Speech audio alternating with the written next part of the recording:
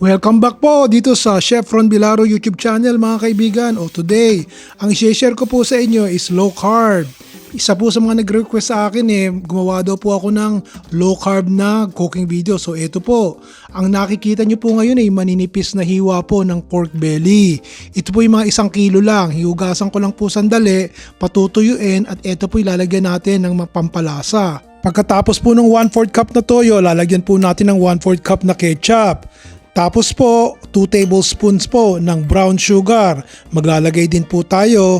Tapos 1 teaspoon po ng ground pepper. Kung meron po kayong garlic powder, lagay po tayo ng 1 teaspoon ng garlic powder.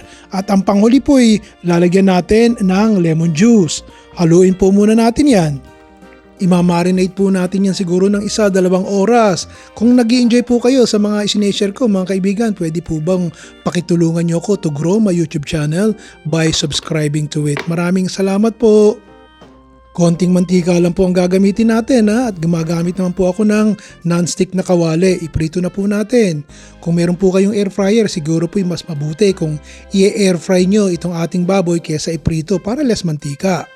Kung gusto pong tumigil na dito at isawsaw na natin ito sa sukay, ayos na ayos din po, di po ba?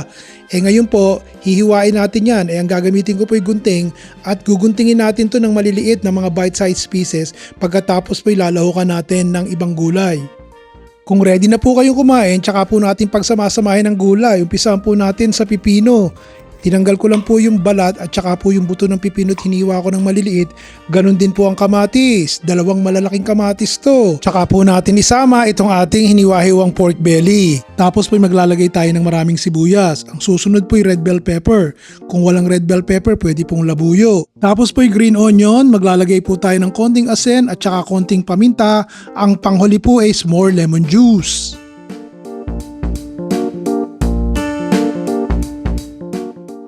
Ilalagay ko po as always yung recipe sa baba sa description box itong ating cooking video para masundan nyo po ng maayos.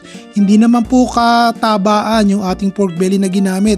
Konti lang pong taba ang nakita kong nilagay ko at maninipis na hiwa, so hindi po ito masyadong masebo. Magustuhan nyo po sana ang ating pork ensalada. Ron Bilaro po, bukas ulit!